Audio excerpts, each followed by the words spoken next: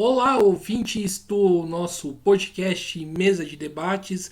Aqui quem está falando é o Guilherme e no dia de hoje vamos dar início, né, ou continuidade aí da nossa programação aí semanal, né, fazendo debates, conversas, discussões, reflexões sobre, né, o atual cenário nacional, né, do pós-eleição e, né, e perspectivas aí para o futuro, né? Escutando aí, né, setores da intelectualidade, mas também, né, ouvindo principalmente o que as distintas organizações de esquerdas têm a dizer sobre este momento.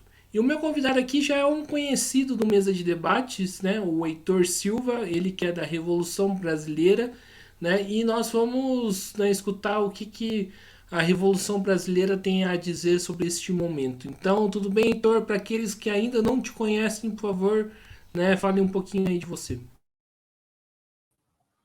É, tudo bem, Guilherme.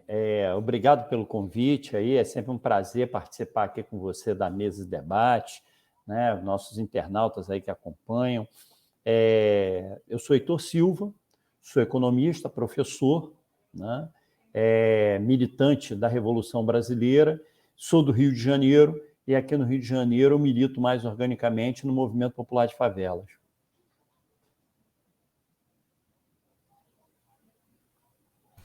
Maravilha, então vamos aí para a primeira pergunta. É, né, como que a revolução, uma pergunta bem simples e mais ampla, né, para a gente abrir Uhum. o debate. Como que a revolução brasileira se posiciona perante o próximo governo? Bom, Guilherme, a posição da Revolução Brasileira vai ficar claro aqui, né? Você já está até começando pelo fim, né? Porque isso é fruto de toda uma análise, né?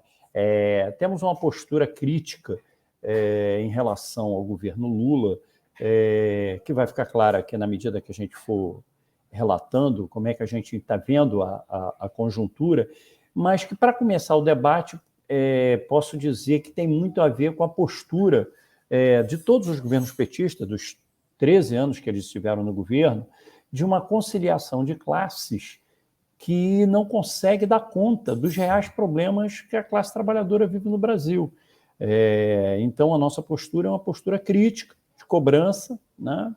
e, e aguardando, né? Porque nós vamos viver um período de grandes embates. Aquela lua de mel que existiu com o grande capital, com os setores do agronegócio, nos dois governos Lula, no Dilma já foi um pouco diferente, mas nos dois governos Lula, essa lua de mel se acabou. Né? Agora é um outro momento, o capitalismo vive uma outra realidade, o capitalismo brasileiro outra, e a gente tem um novo ator no cenário político. Né? Não é dizer que a extrema-direita não existia no Brasil, né? Quem conhece um pouquinho de história sabe. Nós já tivemos aqui movimentos grandes de extrema-direita, como o integralismo, mas eles estavam fora da agenda política, pelo menos desde a redemocratização, e agora estão de volta à arena. Então, é esse o quadro aí que mais adiante vai ficar claro de por que a gente acha que esse governo Lula tem limites muito, muito fortes. Entrando um pouco aí nessa questão dos limites, né, o Heitor, né? A gente nesse último período escutou, né, discursos meio, né, inflamados, né, meio bastante, né, com retóricos, dizendo que, né, o do Lula, né, entre aspas, afrontando o mercado, né, o chamado, né, mercado. A pergunta que Uhum. eu faço para você é: o Lula, né, se aliando, né, fazendo a conciliação de classes, como você muito bem coloca, é capaz de afrontar o mercado ou isso aí é apenas discurso retórico? Olha, esse é um dilema, né? Ao mesmo tempo que o Lula sempre fez, né, foi essa conciliação, grandes ganhos para o capital e algumas melhorias ali para a classe trabalhadora, né, alguns programas sociais, né, algumas medidas. o grosso da política era voltada ao grande empresariado. E aí funcionava, né? Todo mundo ganhava um pouco, né? Uns ganhavam muito, outros ganhavam um pouco, e a coisa funcionava. Ele tinha apoio popular e, ao mesmo tempo, tinha apoio empresarial. Dessa vez, a coisa se complicou, né? Eu até separei algumas coisas aqui para falar para vocês. Por que as coisas se complicaram, né? Por que não dá mais para repetir a receita que deu certo nos 2 governos Lula? Primeiro, né, o Brasil hoje em dia vive um problema de desindustrialização muito pesado. O que isso tem a ver com as condições que o governo vai jogar? O que tem a ver é o seguinte: o empresariado nacional não está mais à frente de suas empresas. Vou dar aqui alguns exemplos. Empresas que todo mundo sabia que eram nacional. COFAP, não é mais. A Estrela, todo mundo aqui já teve um brinquedo, ou sonhou em ter, quem foi muito pobre, um brinquedo da Estrela. Não é mais nacional, não existe mais enquanto empresa nacional. É disso que a gente fala quando a gente está falando de desindustrialização, né? Isso significa que o Brasil hoje, o que toca a economia nacional é o agronegócio, é o setor exportador. Então, que são setores que não têm o menor compromisso com o poder de compra do povo brasileiro. Por exemplo, vou dar um exemplo aqui, quando você é um fabricante de sandálias havaianas, né? Quem compra sandália havaiana é o povo brasileiro. Então, se esse povo brasileiro tiver uma condição econômica muito precária, a tua empresa vai mal.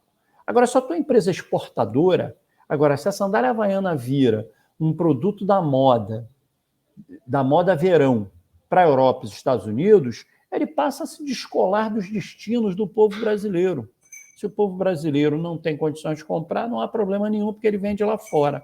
É disso que a gente está falando, que são limitações que o governo Lula vai ter que lidar do ponto de vista da economia real, né, da produção, que ela hoje em dia está muito calcada em setores exportadores, setores que não têm o menor vínculo com a dinâmica interna da economia brasileira. Por outro lado, a gente eu citei aqui algumas empresas brasileiras que deixaram de existir, ou foram compradas, ou foram substituídas por produto importado. E os donos dessas empresas, esses grandes capitalistas anteriores, eles não deixaram de existir, né? Eles deixaram de existir enquanto donos de empresa. Para onde foi essa gente? Para onde eles foram reproduzir o seu capital, manter as suas riquezas? Eles foram para uma estrutura chamada dívida interna. Para quem não é economista, não entende disso, dívida interna é o seguinte, uma coisa muito simples. O governo precisa realizar pagamentos, só que a arrecadação de impostos é menor do que ele arrecadou. O que ele tem a pagar é maior do que o que ele arrecadou. O que ele faz? Ele coloca de títulos no mercado. Esses títulos ele recolhe o dinheiro, paga o que ele tem que pagar, e ao final de um prazo combinado naquele papel, se paga o empréstimo mais uns juros. Isso é um mecanismo de dívida interna. Qual é o problema desse mecanismo? O problema desse mecanismo é que ele, no Brasil, a partir do governo Fernando Henrique, ele toma essa característica de compensar capitalistas brasileiros que estavam ficando de fora, né? Tendo suas empresas vendidas, não conseguindo concorrer com os produtos chineses, com os produtos indianos, com os produtos coreanos. E aí esse povo vai todo para esse mecanismo de dívida interna. Qual é o problema? O problema hoje, e aí tem a ver com o que o nosso internauta tem assistido nessa semana sobre equilíbrio fiscal, sobre responsabilidade fiscal. Essa conversa toda está em torno disso que eu estou falando, dívida pública. Só para o nosso internauta ter uma noção, o orçamento executado em 2021, o que é o orçamento executado? É tudo que o governo gastou, né? Foi de 3,86 trilhões, né? Quase 4 trilhões. Disso aí, foi gasto com juros e amortizações Juros e amortizações de quê? Da tal dívida pública que eu acabei de dizer. 1 trilhão e 96 bilhões de reais. O que isso significa? 50,78%, ou seja, quase 51% do orçamento que foi executado em 2021 foi para pagar a dívida pública. Para o nosso internauta ter uma medida de comparação, claro, você dizer que um orçamento, metade do orçamento foi apropriado, né, por setores financeiros, já é algo surpreendente. Mas mais surpreendente é o dado que eu vou dar agora. Sabe quanto? Nós estamos falando em 2021, nós estamos falando na pandemia. Sabe quanto do orçamento executado foi utilizado na saúde? 4,18%. Nós não chegamos a 4,5% do orçamento executado utilizado na saúde. Enquanto isso, os setores financeiros se apropriam de quase 51%.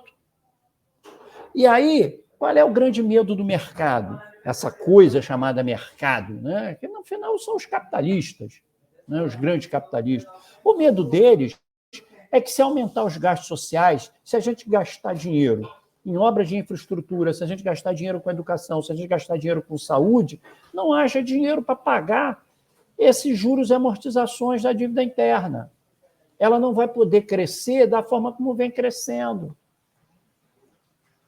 Então, é necessário, ainda mais num período em que a arrecadação vem caindo, a atividade econômica vem se deprimindo, então como é que você garante que essa montanha de dinheiro continue fluindo para a mão do sistema financeiro?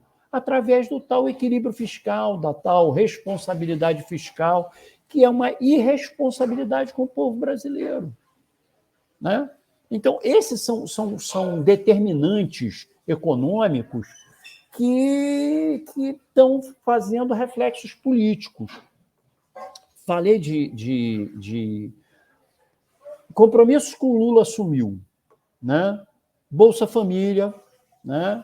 Manter lá os R$600, mudar o nome, pode voltar a chamar Bolsa Família, mas no fim é o mesmo mecanismo, né? Transferência para famílias muito pobres. Farmácia Popular é um programa importante que ele se comprometeu em retomar, né? Ele pensa em voltar a completar as obras do PAC. Elas são importantes, elas têm impacto sobre emprego, geração de empregos, geração de infraestrutura para as cidades e estados. Agora, isso significa ter que romper a tal da responsabilidade fiscal, né? Então, é um atrito grande, o Lula tem se posicionado. Agora, até que ponto, aí, de novo, né, a gente volta no ponto em que nós começamos, Guilherme, até que ponto o Lula tem capacidade de enfrentar e bancar o rompimento do teto de gastos. A única alternativa que ele não tem maioria no Congresso, e para isso ele terá maioria para outras coisas. Depois que você está com a caneta na mão, o presidente da República está com a caneta na mão, ele tem o DO, Diário Oficial, para nomear, né? Eu acredito que o tamanho da extrema-direita vai encolher muito. Eu acredito que a extrema-direita vai perder aí metade dos deputados que ela elegeu, né? Mas, mesmo assim, para alguns temas, ele não conseguirá maioria. Que temas são esses? Os temas que interessam ao grande capital. Qual o tema que interessa ao grande capital? Manutenção da dívida pública, né? Responsabilidade fiscal. Eles vão empurrar o presidente a um acordo que não seja o melhor possível para os trabalhadores, para a população. Qual seria a saída? A saída seria o Lula. O Lula tem 50% do povo brasileiro em torno dele, né? Convocar grandes manifestações, ir para a televisão, explicar o que está acontecendo, né? Chamar o povo, botar o povo no centro da arena. E isso ele nunca fez. Ele passou 13 anos e nunca fez. Não vai ser agora que eles vão fazer, né? Então, esses são limites. o limite da luta institucional. Se a luta vai ser travada sempre no campo do parlamento e do judiciário, é uma arena sempre muito ruim para os interesses da classe trabalhadora.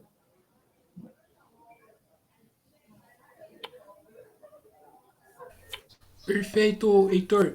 Heitor, falar um pouquinho aqui, né, da extrema-direita, né, e essas manifestações, né, de cunho golpista, né, pedindo intervenção militar, rezando aí na frente do quartel, né, um vídeo agora, né, do pessoal, né, pedindo intervenção, inclusive até para os alienígenas, né, mas enfim, o Heitor, primeiramente, como que a Revolução Brasileira, né, você vê este movimento aí, né, da extrema direita?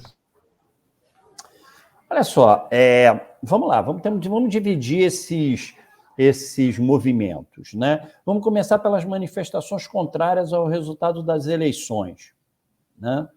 Primeiro, o que eles querem com essas manifestações? Inclusive, até essas pedindo ajuda extraterrestre, né? Para o internauta que não sabe, o Guilherme está se referindo, eu assisti hoje também a uma filmagem muito engraçada, onde alguém haveria dito para os bolsonaristas que estão reunidos lá em algum canto, talvez na porta de algum quartel, e de que se eles botassem o celular na cabeça, eles conseguiriam comunicações interplanetárias. Aí é muito engraçado a filmagem com todo mundo com o celular na cabeça, tentando se comunicar com um general de outra galáxia ou de outro planeta, enfim.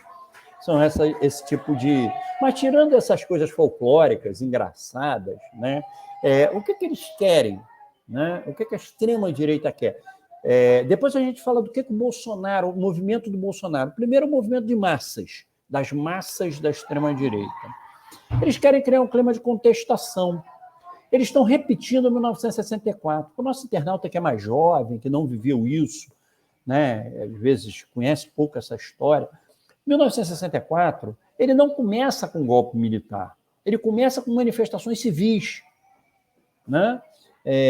Pela família, pátria e propriedade, né? E esse povo pede às Forças Armadas que intervenham no processo contra o governo João Goulart.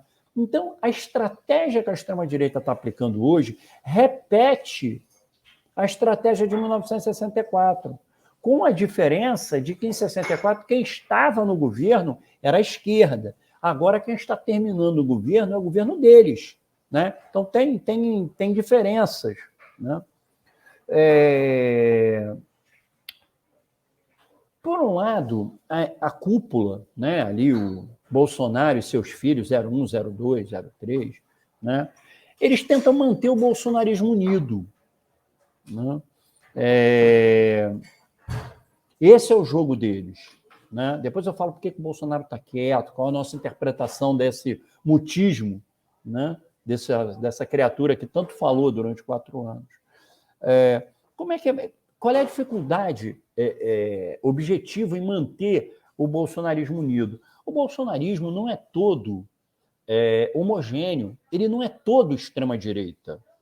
Você não pode dizer que aquilo ali é um movimento fascista clássico, com uma ideologia fascista. Por quê? Porque somado àquilo ali tem uma coisa que é a pauta dos costumes, que são os conservadores, muito bem representados pelos pastores, certo? Não é exatamente... tem um núcleo ali fascista, né? Ele é um proto-fascista, ele gostaria de estabelecer um regime fascista, porém, ele sozinho ele não tem o controle dessa quase metade dos votos que ele teve, né? E aí as dificuldades já começam a aparecer. Vou dizer 2 que já saíram na imprensa, né? São de domínio público, né? 2 pastores importantíssimos já declararam, um até benzeu Lula, né? que é o Macedo, o Edir Macedo e o Silas Malafaia. O Macedo não pode se dar o luxo de ficar acompanhando essa extrema-direita que quer questionar um presidente da República que tem na sua mão as concessões de televisão. Ele é dono de um canal de televisão, tá certo? Então o jogo dele é um outro. O jogo dele é um jogo muito mais pragmático, muito menos ideológico, né? O do Malafaia eu não consigo perceber ainda direito qual é, mas deve ser interesse em alguma pasta, alguma secretaria, alguma sinecura dessas, né? Agora, a gente podia se perguntar quais as consequências dessas manifestações aí, né, contrárias ao resultado eleitoral. Onde é que isso vai dar? Né? Do ponto de vista prático, não vai dar em lugar nenhum. Não muda nada. Por quê? Porque eles estão, como eu falei antes, eles estão repetindo a estratégia de 64. O povo pede ao Exército, às Forças Armadas que façam intervenção e elas atendem. O que muda? O que muda é a postura dos Estados Unidos. Não adianta as viúvas do Bolsonaro ficarem na porta dos quartéis pedindo intervenção militar. Na América Latina, militar só sai do quartel sem autorização do Departamento de Estado norte-americano para pintar a calçada. Fora isso, eles não saem. Basta ver a história da América Latina. Quando sai, não vou dizer que nunca saiu, porque senão algum internauta aqui, né, que professor de história, conhecedor de história do Brasil, vai dizer, não, já teve, até sai, mas quando sai, é 2 ou 3 e nunca é oficial de alta patente. Vou dar um exemplo. Juscelino Kubitschek se elege presidente da República, tem um aval norte-americano, né? Não é à toa que ele abre a indústria automobilística para o capital estrangeiro, já está tudo acertado. E aí militares revoltosos, militares da aeronáutica, que tinham sido responsáveis pelo suicídio de Getúlio, ocupam a base militar no sul do Pará, a base de Jacareacanga. Tomam 3 cidades, tomam Santarém, mais 2 cidades pequenas, né? A revolta durou 1 mês. E só durou 1 mês porque ninguém queria ir lá trocar tiro com os caras. Ficaram esperando desgastar e acabar, né? E quem comandava? Um capitão e um tenente. Agora veja você, né? Uma revolta, quando não tem apoio dos Estados Unidos, é revolta de oficiais de baixa patente. Por quê? Aí preciso explicar, porque senão fica parecendo que é maluquice da cabeça dos militantes da Revolução Brasileira. O que acontece é o seguinte, os oficiais superiores, o que é oficial superior? General, almirante, brigadeiro. Ninguém chega nesse nível simplesmente porque foi um brilhante estudante, é um estudioso, é um teórico da área militar. Não é isso, tá certo? Para chegar nesse nível, é o presidente da República que assina, né? Você é escolhido para chegar ao generalato. De coronel para general, só chega lá que é o presidente da República quer. Então, é óbvio que vai tendo um filtro, se não ideológico, mas pelo menos de quem não atrapalha o governo, né? De quem fecha com o governo, ou pelo menos não cria problema, né? Então, isso já é muito fechadinho. E a relação com os Estados Unidos, o que acontece é o seguinte, o sonho de todo oficial brasileiro de alta patente, o cara que chega a coronel, né? Capitão de mar e guerra, capitão de fragata, é fazer um curso nos Estados Unidos. Por quê? Primeiro, porque aquilo é uma chancela, é um carimbo para ele chegar aos últimos níveis da carreira, né? Segundo, quando o sujeito está lá, ele ganha diária em dólar, né? Ele continua mantendo o salário dele e ganha diária como se ele fosse diplomata, tá certo? E o cara vai para lá com casa paga, né? Então, é uma economia que o camarada faz, que o cara faz um pé de meia, né? Então, e lá você estabelece relações com os altos oficiais norte-americanos que depois se torna uma ponte entre um e outro, né? Então, as relações estabelecidas por esses oficiais funcionam nessa hora. Para que ninguém tenha achar que é simplesmente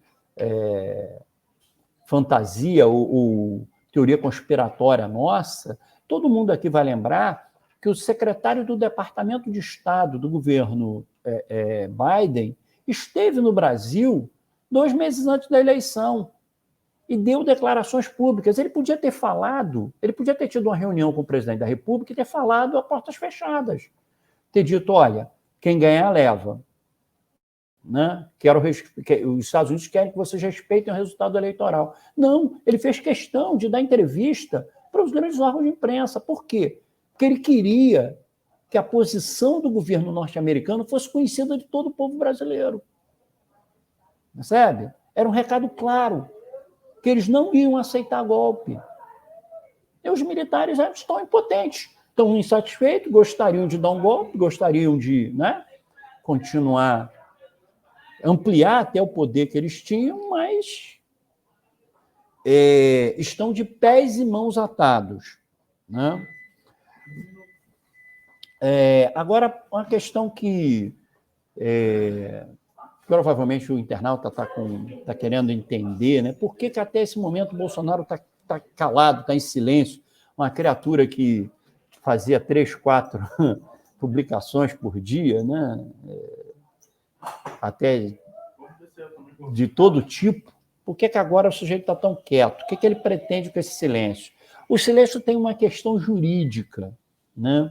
Um presidente da República ele comete crime quando ele estimula um golpe, quando ele estimula atos antidemocráticos. Né? Ele não pode fazer isso.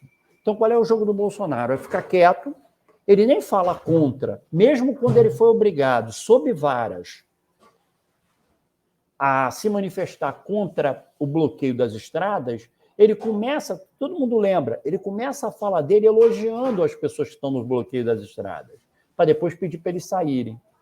Né? Então, ele, ao mesmo tempo, ele tem que estimular, mas ele não pode estar à frente. Então, isso leva... Isso é uma parte do mutismo. Né? Por outro lado, tem uma malandragem política. Caso dê errado, como já está dando, né? As estradas já reabriram, o movimento está se desgastando, ele não pode ser responsabilizado, porque não foi ele que chamou ninguém. Né? O erro não é dele. Né? E caso desse certo, ele queria, que era o projeto, ele chamaria o estado de sítio. Ele diria que a nação estava num conflito muito grande, às beiras de uma guerra civil, provocada por eles mesmos, e aí ele poderia convocar o estado de sítio. O estado de sítio, porque o nosso internauta que não conhece, ele garante suspensão de vários direitos, direito do habeas corpus, ele poderia prender toda a esquerda. Né? Ele pode substituir PMs por forças armadas. Tem uma série de mecanismos no estado de sítio que facilitariam a constituição do golpe. Mas deu errado. Né? Ele não conseguiu. Agora, o silêncio dele também está ligado a tratativas que ele vem fazendo para impedir a prisão dele. Todos nós sabemos a quantidade de crimes. Por exemplo, tentativa de comprar a vacina da Covid com $1 de propina. Né? Incentivar que as pessoas não tomem vacina. Então, o que não falta é problema para o senhor Bolsonaro. Né? Então, ele vem tentando, ao mesmo tempo, aí, achar uma saída e garantir um padrão de vida. Isso aí ele já conseguiu. O presidente do partido dele, o PL, né, que é o Valdemar Costa Neto, já deu declarações de que ele vai ocupar um cargo de presidente de honra do partido, que vai lhe dar direito a uma mansão e um salário. Então, padrão de vida ele resolveu. Falta ele resolver problemas com a justiça, que não são simples, porque qualquer um de nós você mesmo, Guilherme, vai dar um sorriso daí. Tem um ditado entre os advogados que diz que juiz pensa que é Deus, desembargador tem certeza, ministro do STF eu não sei nem o que ele acha que ele é. Agora vocês imaginem, o cara passa 4 anos dizendo desaforo, xingando o ministro do STF, e agora acha que os caras vaidosos do jeito que são não vão querer vingança, essa turma quer sangue, né? Então, essa é uma dificuldade que leva ele aí a um mutismo para tentar achar uma saída, né? Eu queria falar de uma outra coisa, Guilherme. Se eu estiver falando demais, você pode me interromper. Como se está configurando a extrema-direita, né, no Brasil? Olha só, a configuração da extrema-direita está ligada a uma questão mundial, né? A extrema-direita hoje, o crescimento dela é um fenômeno mundial. Todos nós acompanhamos a quase vitória da extrema-direita na França, né? As dificuldades que o Biden tem com a base trumpista, né? A extrema-direita nos Estados Unidos não é a extrema-direita brasileira, não, tá? Lá eles são sérios. Aqui o cara diz que é de extrema-direita, o cara diz que é bolsonarista, mas toma vacina. Na hora H, com medo de morrer, o cara vai lá e toma vacina. Nos Estados Unidos, não. Metade do povo americano não tomou a primeira dose. É disso que a gente está falando.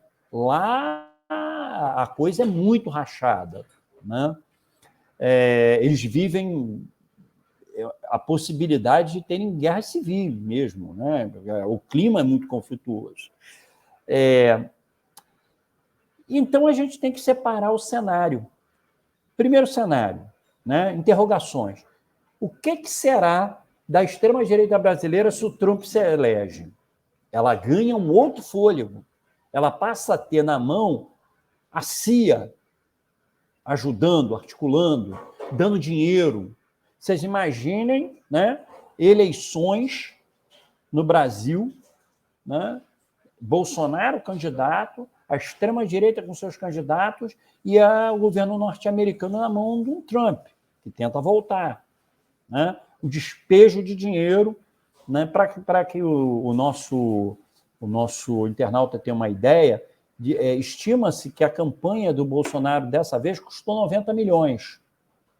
Né? Vocês imaginem o que ele poderia botar de dinheiro tendo o governo norte-americano por trás incentivando. Né? Bom, outra é Trump não eleito. Trump não eleito, o quadro para ele fica muito mais complexo. Né? Vamos lembrar que a eleição norte-americana é 2 anos antes da nossa. Então, né, o quadro dos 2 últimos anos do Lula vai ser marcado por um Trump de volta ou um não Trump de volta à presidência norte-americana. Outra pergunta, né, para a gente ver como é que a extrema-direita vai se mexer. Qual o tamanho real da base bolsonarista? Eu falei disso antes. Isso tudo que eles têm não é a base real do bolsonarismo, porque tem que tirar disso essa fração mais ligada aos pastores, que já estão tentando se recompor com o Lula. Né? Outra coisa, a aliança da extrema-direita com o agronegócio se mantém? Se mantém integralmente. Por quê? Porque a gente vê, por exemplo, Simone Tebet. Simone Tebet é uma latifundiária. Né? Cátia Abreu, latifundiária. Já estão com Lula. Tá certo? Então, você começa a ter trincas nessa aliança aí dos bolsonaristas com o agronegócio. Quanto disso ele vai levar, quanto vai vir para o outro lado, isso a gente vai ter que ver. Né? Outra coisa, aliança com a burguesia tradicional. Né? O governo Bolsonaro enfrentou oposição de setores da burguesia tradicional brasileira muito forte. De quem que eu estou falando? O setor dos bancos. O setor dos bancos no Brasil é muito concentrado. Né? Quando a gente fala banco no Brasil, a gente lembra de quê? Sem ser estatal, tirando o Banco do Brasil. Você lembra de Itaú, né? Você lembra de Santander, que é um grupo espanhol, é o único que não é brasileiro, né? você lembra de Bradesco, família Aguiar, né? E você lembra, né, do Unibanco, né? Família Moreira Salles, né, e associada, são duas grandes famílias. Esse capital, isso não é todo o sistema financeiro.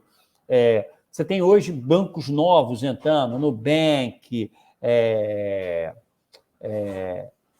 BTG, mas esses são esses são os bolsonaristas. Isso é o que tem de bolsonarismo no setor financeiro. Mas os bancões, os grandes, esses que eu falei, Bradesco, Itaú, Unibanco, Santander, esses aí sempre foram oposições ao governo. Claro, quando o governo fazia ali coisas que o favoreciam, ótimo, mas nunca foram bolsonaristas, né? E vão continuar não sendo, porque estão numa escala muito grande, que eles precisam de um interlocutor que tenha respeitabilidade internacional, né, que não seja um palhaço na cena mundial como o Bolsonaro era, né? Eles precisam de um interlocutor um pouco mais. A economia brasileira não é tão pequena assim, tá certo? Apesar de termos caído, sermos a 10ª, mas somos uma economia grande. Então tem que ter alguém que sente na mesa e que diga lé com cré, seja capaz de dialogar, né? Então esses setores nunca concordaram ali. Esses setores vão migrar para o bolsonarismo a partir, por exemplo, se o Lula enfrentar a questão da responsabilidade fiscal para valer, como deve, e disser não, nós vamos furar o teto de gasto, nós vamos pisar no acelerador, nós vamos reduzir o ritmo da dívida interna brasileira, né? Se ele tomar esse rumo, pode ser que essa burguesia tradicional faça aderência à extrema-direita, né? E, por último, o papel da liderança do Bolsonaro. Eu ouço muita gente dizer o seguinte: a extrema-direita isso é um consenso entre cientistas sociais. A extrema-direita veio para ficar. Porém, alguns acham que a extrema-direita irá procurar um líder mais competente do que o Bolsonaro, né? Eu não acredito nessa hipótese, né? A extrema-direita, no mundo inteiro, ela precisa, desde lá dos fenômenos clássicos, né? Se você pensar salazarismo é o nome do Salazar, né? O cara que dá o golpe, estabelece um regime de força em Portugal, né? O franquismo é o nome do General Franco, né? Que faz a guerra civil na Espanha e estabelece um regime de força, né? O regime fascista italiano, não dava para pensar o regime fascista italiano sem Mussolini. Não dá para pensar o regime hitlerista, o nazismo, sem Hitler. Certo? Então, a extrema-direita ela é muito articulada. Como ela tem um discurso da ordem, da força, ela sempre aponta, não é como a esquerda é o debate, é o entrechoque, é do entrechoque que saem as ideias, que saem as soluções. Na direita, na extrema-direita, ela é centralizada, ela é verticalizada, ela aponta sempre para um líder, para um Duce, como diriam os italianos, ou para um Führer, como diriam os nazistas, certo? Então, eu tenho clareza de que o Bolsonaro não pode ser substituído nesse jogo, né? Vou dar um exemplo. Na França, a extrema-direita sempre teve problemas porque o Le Pen também era um sujeito muito tacanho, muito estreito, com dificuldades de um diálogo, de participação em debates, e foi até a filha se viabilizar para substituí-lo, que é a Marine Le Pen, né? Então, a direita tem isso, ela constrói mitos, né? Não é à toa que os seus eleitores o chamam de mito, e esse mito se torna o ponto fulcral da construção que eles fizeram. Sem ele, essa coisa não fica em pé. Eu acho que tentei, de alguma forma, responder. Beleza, Heitor, vamos falar um pouquinho aqui agora, né? A gente falou da extrema-direita, falar um pouco aí da esquerda, né? É, na sua fala que você coloca aqui, né, dá para entender que, né, a extrema-direita continua como uma força, né? Isso, né, vai, tipo, vai contrário, né, o que se escutava muito nas eleições, né, de que era preciso, né, eleger o Lula para poder acabar com a extrema direita, para não dar chance, né, para a extrema direita e tudo mais. Eu queria que você comentasse essa postura, né, de certos setores aí da esquerda que infelizmente foram majoritários em confiar tudo aí nas eleições. Olha só, Guilherme, é interessante isso, porque essa é uma construção que remonta à retirada da Dilma. Né? Quando da retirada da Dilma, o começo do governo Temer, a prisão de Lula, né? Lembrem-se, na prisão de Lula, Lula vai para o sindicato, né? Lula podia ter ido para o exterior e ter virado um líder no exílio, né?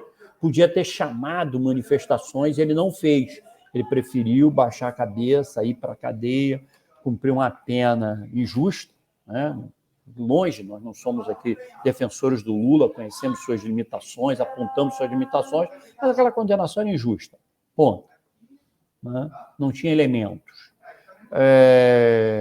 E aí começa a se construir um discurso, né? Que era um discurso para uma polarização. Né? De um lado, né, a direita organizada, atropelando, PEC do fim do mundo, que reduzia os gastos sociais durante 20 anos, retirando o direito dos trabalhadores, e, de outro lado, uma construção que dizia o seguinte: a única coisa que pode se contrapor a tudo isso é a eleição do Lula. Né?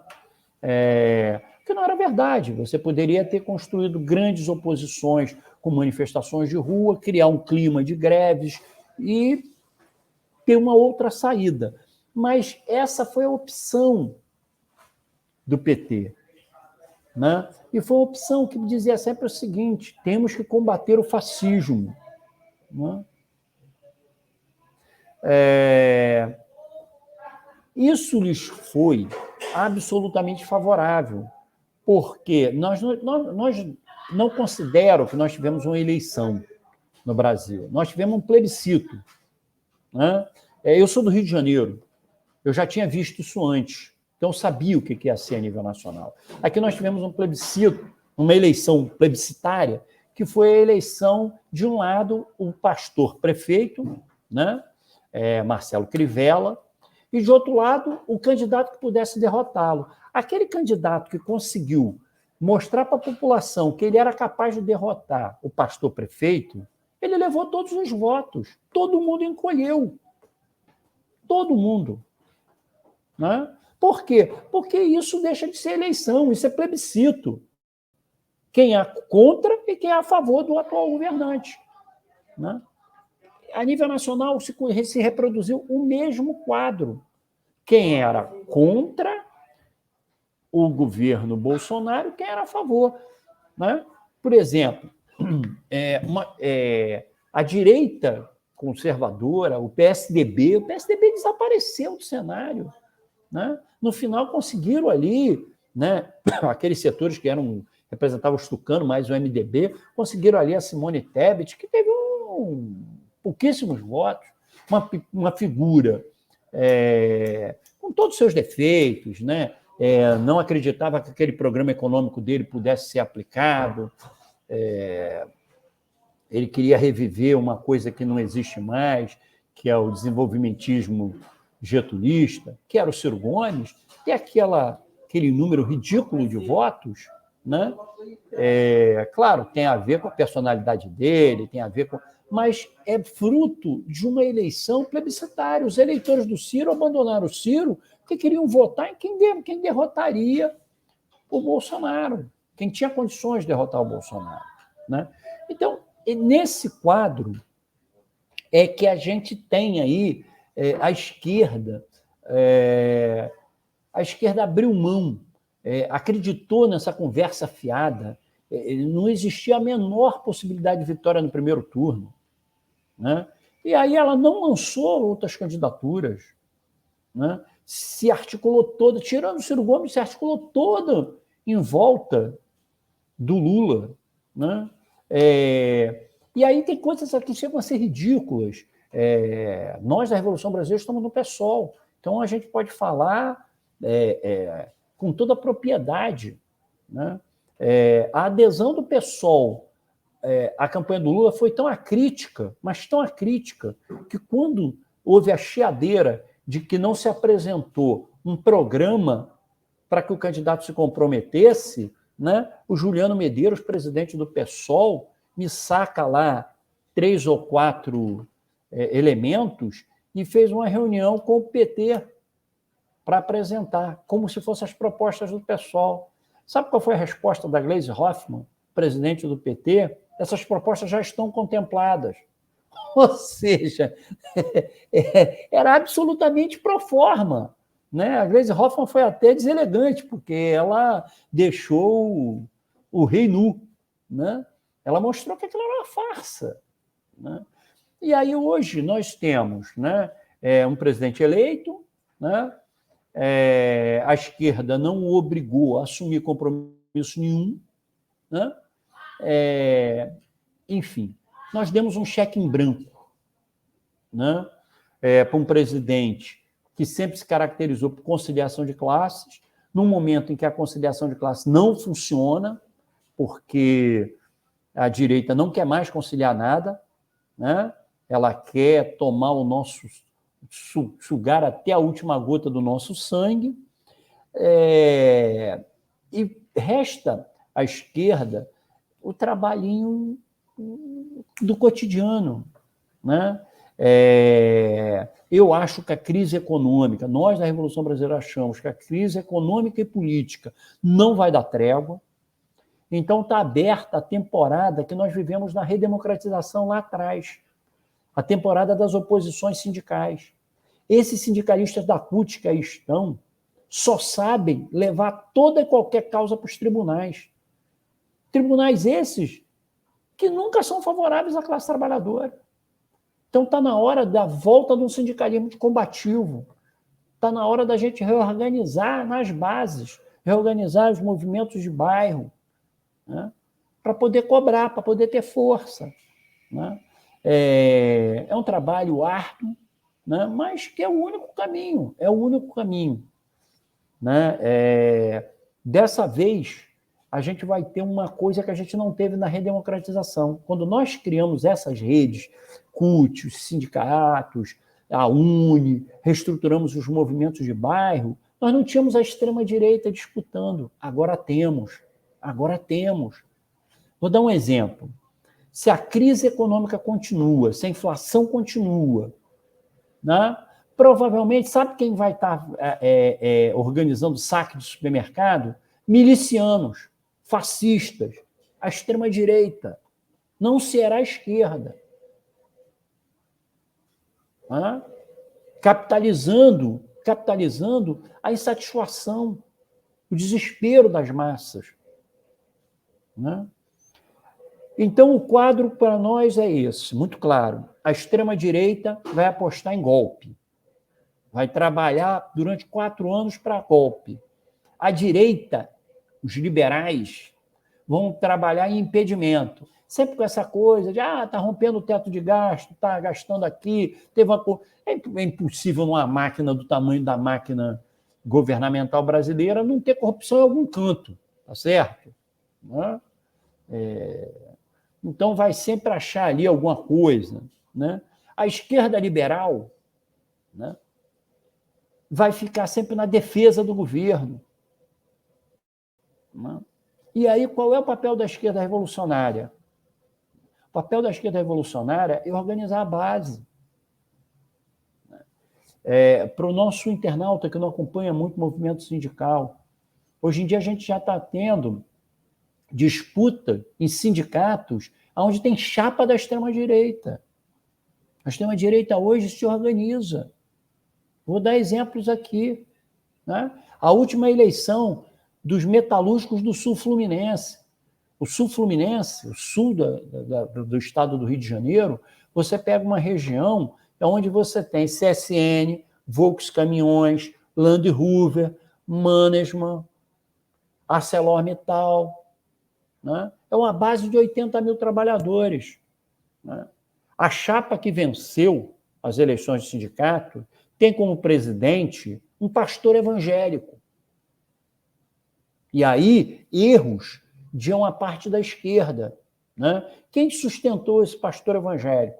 Que não tinha estrutura, a igreja não tinha estrutura, eles não têm o linguajar, eles não sabem trabalhar os sindicatos, né? O grupo do PSTU, que acha que pode fazer do pastor marionete, manobrar o pastor, provavelmente vão ser varridos daqui a 3 meses do sindicato. E não é a primeira. A gente já teve sindicato de funcionário público no estado do Rio de Janeiro, que teve chapa da extrema-direita que venceu, né? Então, o quadro é outro. O quadro é de uma extrema-direita que mergulha, diferente da direita clássica, a direita do MDB, a direita do PSDB, que não vai para as bases. Essa vai, essa disputa conosco. Então, esse é o desafio que está colocado, né? Eu temo muito, torço para que isso não aconteça, mas temo que a gente, diante de uma crise econômica, de uma crise política sem solução, pavimente a volta da extrema-direita pelo voto. Se a esquerda não construir uma saída que não seja essa institucional. Heitor, né, eu particularmente também concordo com você que se a esquerda continuar assim, pavimenta de novo o caminho da extrema-direita. Heitor, falar aqui um pouco aí da votação aí da esquerda revolucionária, né? Leia-se aí o Polo Socialista, né, o PCB e a UPEN, né? Que inclusive, né, a Revolução Brasileira teve candidato aí através do Polo Socialista, né? Acho que é o Capitão Vinícius, né? Capitão Vinícius. Como transformar, assim, primeiramente, né, a gente pode falar aqui da baixa porcentagem de votos, acho que é importante falar. Mas ao mesmo tempo, né, como transformar essa votação, né, da esquerda que está fora aí da órbita do PT, né, em militância ativa? Guilherme, primeiro, né, tem que explicar por que toda essa esquerda revolucionária, PCB, UP, Polo Socialista, tiveram votações pífias. Porque a eleição tomou um caráter plebiscitário, que eu falei antes, né? Uma eleição de caráter plebiscitário, né, quem é a favor do Lula e quem é contra, né? Vejam vocês, quem tiver dúvida, olha, no momento em que o Ciro Gomes ataca o Lula, ele tinha ali 5%, 6%, a curva dele, ele perde até aqueles 5%, 6% que ele tinha. Tá certo? Por quê? Porque era um plebiscito. As pessoas queriam quem ia derrotar o Bolsonaro, quem era capaz de derrotar o Bolsonaro. Então, essa era uma quadra em que, na verdade, lançar candidatos, colocar candidaturas na rua, era para abrir um debate, né? Se a gente quer, nós da Revolução Brasileira trabalhamos com essa palavra de ordem, dentro da ordem contra a ordem, né? A gente tem que aproveitar esses momentos, né? Por exemplo, a nossa candidatura, né? Nossa candidatura era de um capitão da PM no Espírito Santo. O Espírito Santo é governado pelo mesmo grupo político que transita ali entre PMDB, MDB e PSDB há pelo menos 30 anos. Né? Então, dessa vez a extrema-direita quase chega lá, foi o segundo turno, né? Mas foi derrotada. Colocar um novo debate era fundamental, porque, como nós acreditamos que a crise econômica e política vai se acirrar, a população tem que perceber que tem outros caminhos que não sejam a extrema-direita. Então, esse era o papel que essas candidaturas, que esse discurso tinha que cumprir, né? Era de apresentar outras alternativas, não para agora, né? Mas é semear o amanhã, né? Semear para frente, porque a Revolução Brasileira, por exemplo, nós não temos nenhum apego a parlamentos, a cargos, né? Então, isso são instrumentos importantes, mas são instrumentos. Eles não são o motivo em si da luta. Eles não podem ser o motivo em si da luta, né? Então, esse era um momento que a gente sabia que era um momento de ter pouco voto, mas garanto que setores enormes da população capixaba, ao ouvirem o capitão Vinícius, né, disseram, está aí, é razoável o que ele está dizendo, faz sentido, né? E aí a gente depois, né, continuar dizendo, olha, nós apresentávamos alternativos. E a candidatura do capitão Vinícius era uma candidatura construída para além da Revolução Brasileira. Ele faz parte do movimento dos policiais antifascistas, que lançou candidaturas em vários estados do Brasil, que é um movimento importante, né? Que é um movimento de disputar, né? A esquerda já teve muito trabalho junto às Forças Armadas, junto aos setores de segurança. Hoje em dia não tem nada. A gente não consegue dialogar. A gente tem que ter. A gente tem que falar com os trabalhadores que têm armas. Né? Eles têm que se verem como parte do movimento dos trabalhadores. E essa é uma construção que a gente vem ousando fazer. Tem toda uma série de dificuldades? Tem, mas é necessário que seja feita.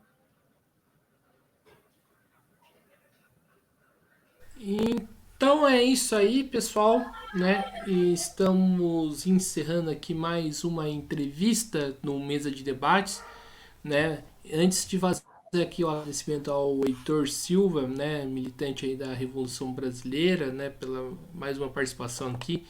Quero lembrar aqui do nosso ouvinte, né, o Pix do Mesa de Debates 385 007 02800 CPF. Qual que é o objetivo aí do nosso Pix? Primeiramente explicando que, né, que nós somos uma mídia independente, não recebemos aí nenhum centavo aí do Estado e também dos grandes empresários, né?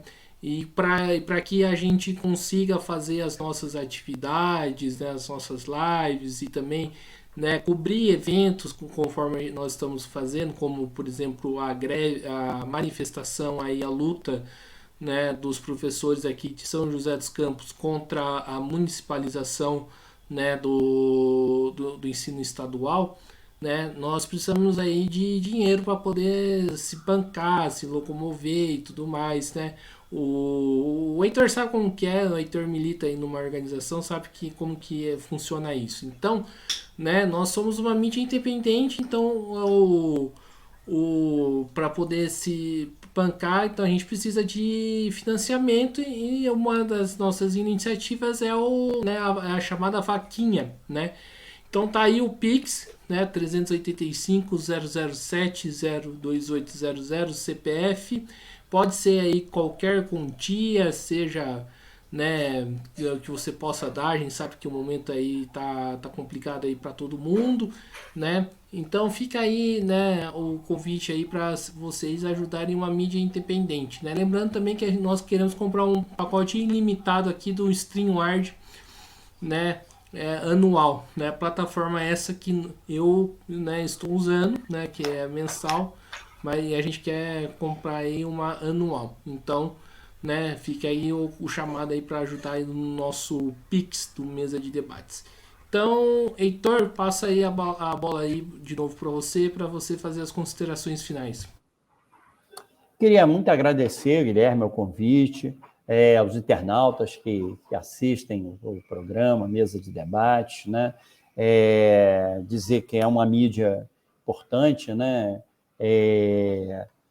Você aqui tem o privilégio de ouvir coisas que você nunca vai ouvir na Globo News, por exemplo, né? Por ter independência, por ter compromisso com o povo brasileiro. Então, são importantes iniciativas como essa. E deixar o convite aqui para o nosso internauta. Quem quiser conhecer melhor o que a Revolução Brasileira pensa do Brasil, quais as nossas propostas, dá uma entrada, coloca aí algum mecanismo de busca, Revolução Brasileira, vai lá, dá uma lida no nosso material, entre em contato. Nós estamos aí para participar, para a gente, como diria Darcy Ribeiro, né, um dia poder passar o Brasil a limpo. Então é isso aí. Novamente agradecendo ao Heitor, agradecendo também a você que estiver nos acompanhando. Lembrando sempre aí de se inscrever aí no canal podcast do Mesa de Debates Instituto Pouco. Acompanhe o nosso trabalho, né? Curta, compartilhe, comente esta e outras entrevistas. Também curta a nossa página do Facebook Mesa de Debates e siga a gente no Instagram, né? Mesa de Debates também. Então, né, por hoje é só. Um forte abraço aí a todo mundo e fui.